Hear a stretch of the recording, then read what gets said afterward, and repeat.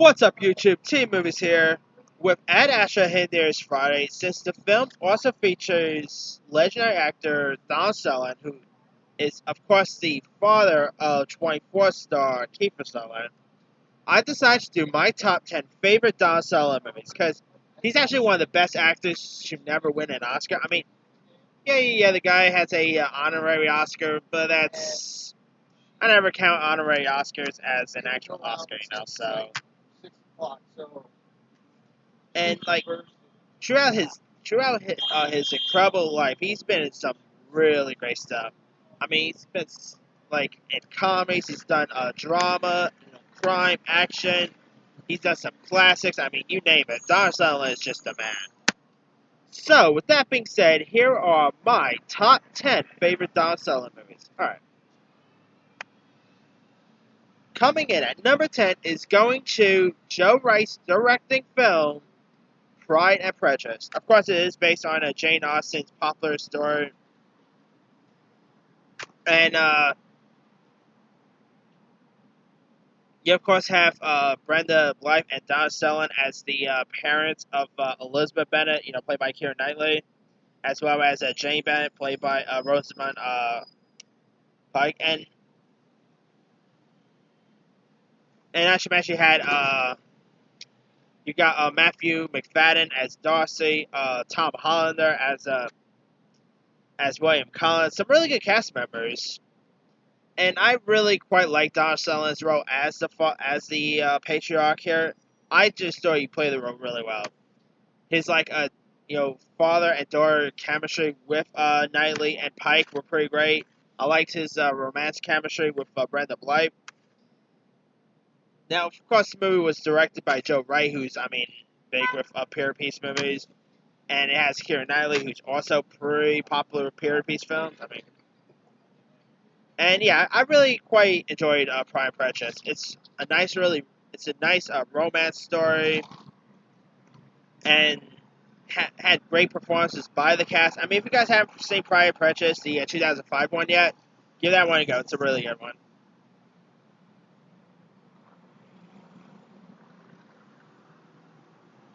Alright. Coming in at number 9 is probably one of his most recent films, and that's a film I literally saw last year called The Leisure Seeker. It's where this couple named John and Ella Spencer, Don Sutherland plays John while Helen Mirren plays Ellen. They decide to take one last road trip from Boston to Florida to find Hemingway's house in the Florida Keys because John has Alzheimer's and while Ella has cancer, so they want to take one last trip before their Alzheimer and cancer ends up catching up to them. And it's a really... You're going to need tissues while you're watching this. It's a really nice little film, and it's a great road trip movie. I like the performances by Sutherland and Mirren. Like, those two played off each other really well. I mean, it's kind of a really underrated gem. I mean, it didn't really get well received when it got released last year, but it's actually pretty good. If you guys, haven't seen The Leisure Seeker yet, I say give it a go. I think you'll enjoy it. Alright, coming in at number 8 is going to the World War II epic classic, The Dirty Dozen. Now, of course, The Dirty Dozen features people like Lee Marvin and loads of other great actors here. And it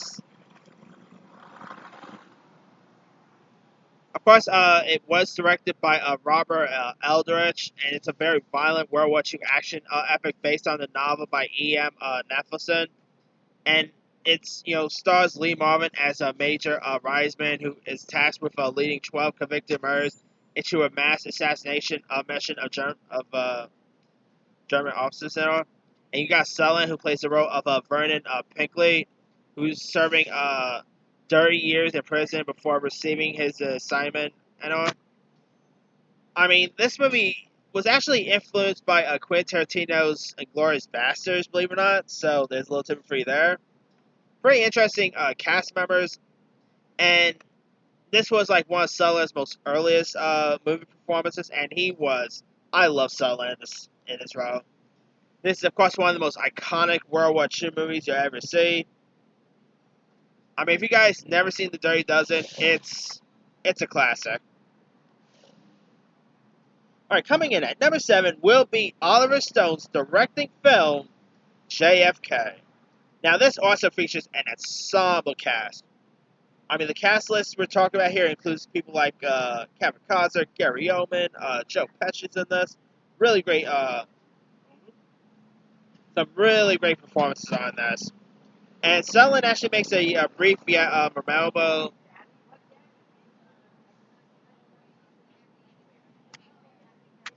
Anyway, Sutherland makes a brief memorable appearance in Stone's paranoia political thriller.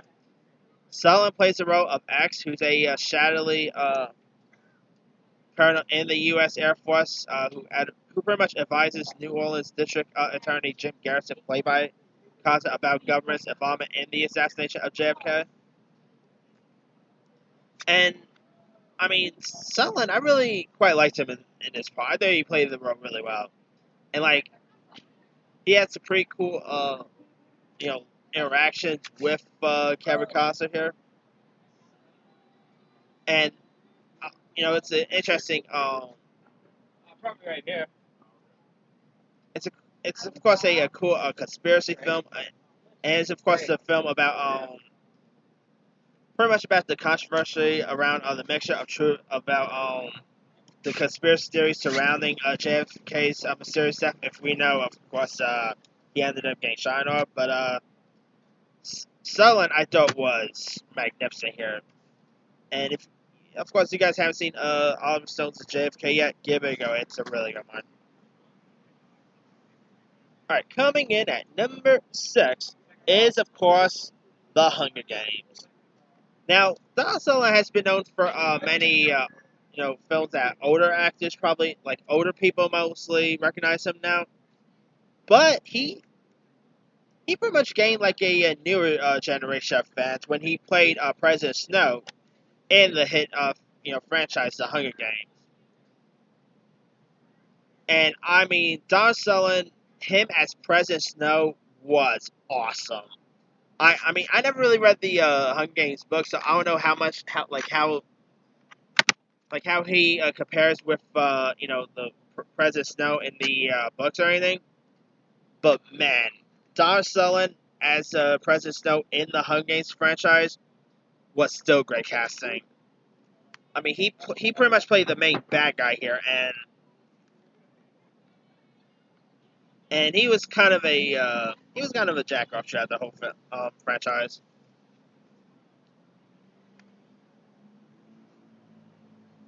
And, and of course, Sutherland ended up playing the role of President Snow throughout the other sequels, and yeah, such a really cool character. Like, maybe I should say great character, but Sutherland as President Snow, definitely cool performance right there. And not to mention, of course, he had Jennifer Lawrence as Katniss Everything, Josh Hutcherson, Liam Hemsworth, Philip Seymour Hoffman. I mean, Woody Harrelson for an adaptation of a YA novel. These films put together some really great casts. And who knew that a legendary actor like Sutherland would even remotely say yes to a film like this? So, alright. Coming in at number 5 is the horror suspenseful classic Don't Look Now. I mean, of course, it's directed by Nicholas Rio, which is based on a book by Daphne du Maurier. And it's where this couple named John and Laura Baxter, played by Sutherland and Julie Christie, head off to Venice while grieving over the accidental death of their daughter, Christine, played by Sharon Williams. And so, like, they decide to head to Venice, Italy, where John ends up beginning, pretty much, where John's been commissioned to, like, restore the church and all. So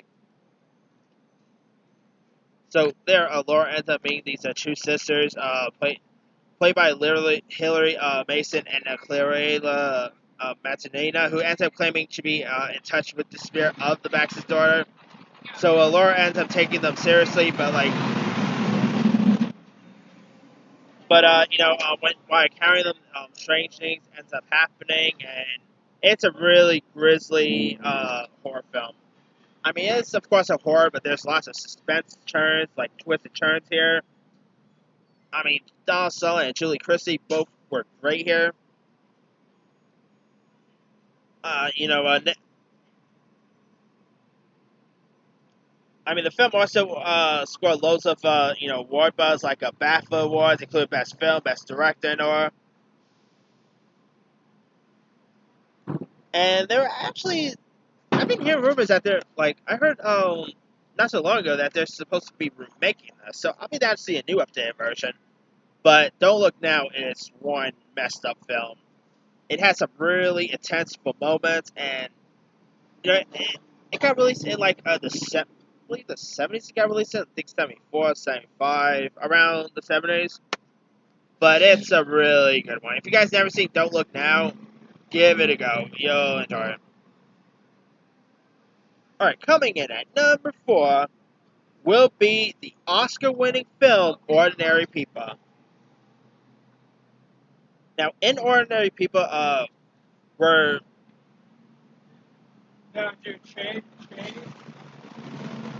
where it's tormented by guilt following the death of his older brother, Buck, in selling.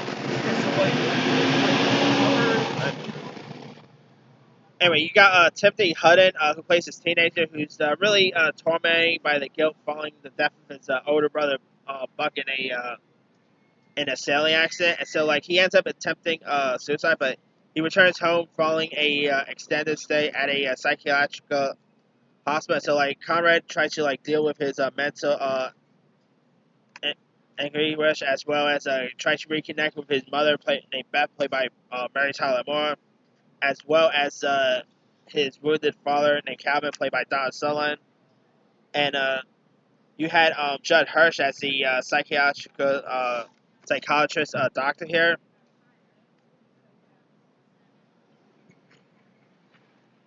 I mean, this movie won loads of Oscars, including Best Picture, Best Director for Robert Redford.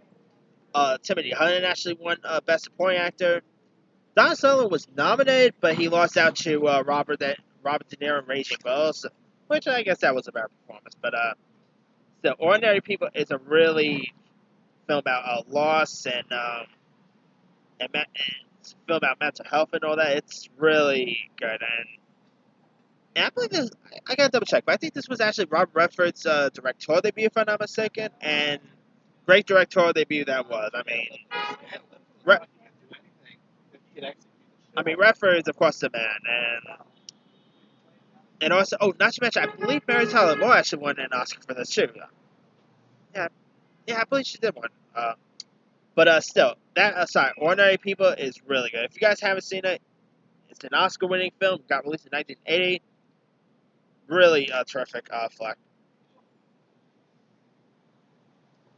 All right, coming in at number 3 is MASH. Now, not to be confused with the TV show, which, by the way, the TV show is based on this film here. But the movie was directed by Robert Altman, and it's pretty much like a satire. Like it takes place during the Korean War, which echoes of Vietnam, and the film it's pretty much similar to the TV show, and it centers on the staff at a field hospital who use humor and hijinks to get through the day and all. And in it, Don Sutherland actually scored his first ever Golden Globe nomination for playing the role of Hawkeye Pierce. While you had Elliot Gould as and Tom Skerritt as pretty much his pals Trapper John and Duke, who pretty much are suing up soldiers and all. And this film mainly scored loads of Golden Globe nominations. And granted, I still probably prefer the TV show more than the movie, but the film match was pretty decent. I mean, Don Sutherland was pretty funny. Elliot Gould stole loads of scenes. Tom Skerritt was great in this. Robert Altman, who's always been one of the best. I mean, Popeye, MASH. Robert Altman, he was the man. And I know he did a great job with the MASH movie, and of course the TV show with Alan Alda is iconic as well. But if you guys never seen Robert Altman's MASH movie, it's a really good one. Okay.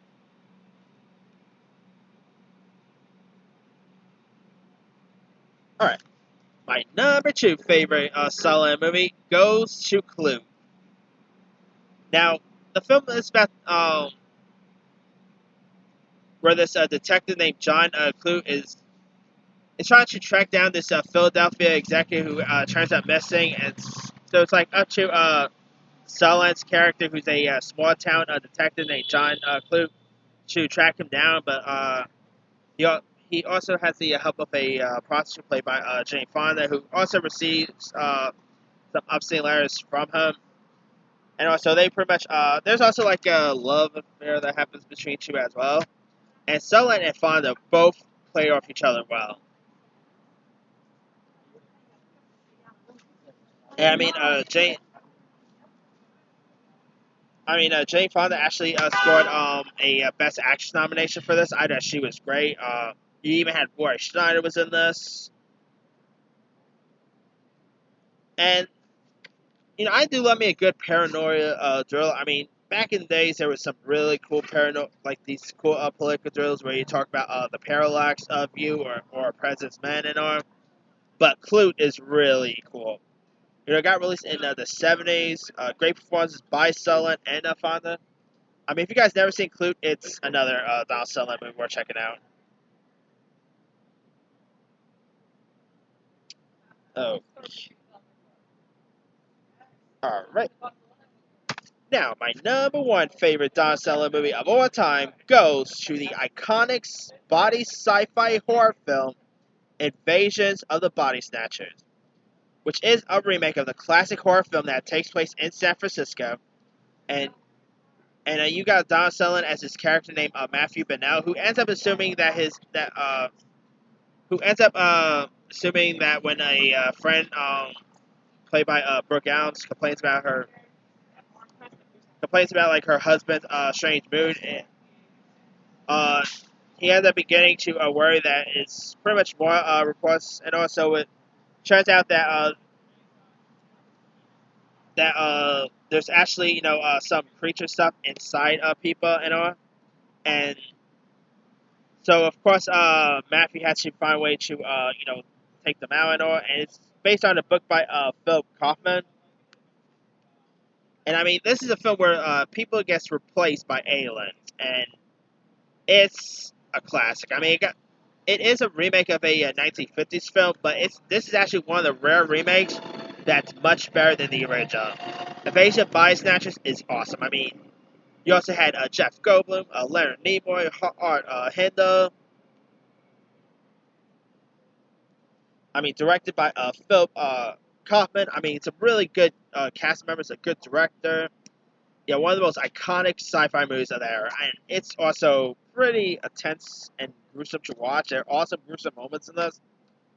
But yeah, if you guys haven't seen Body Snatchers yet, it's a classic right there. All right, that's pretty much it. Let me do the quick rundown. Number 10, Pride and Prejudice. 9, The Leisure Seeker.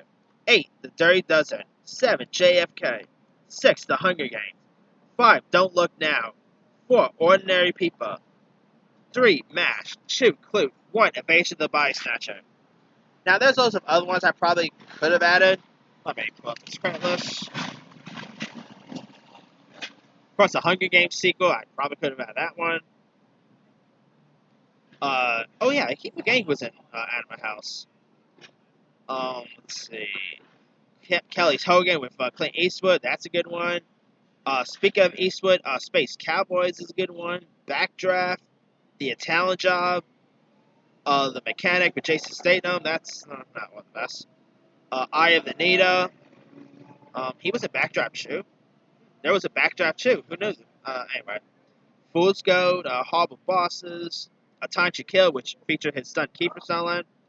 There's Outbreak, Locka, Buffy the Vampire Slayer, the movie, that is.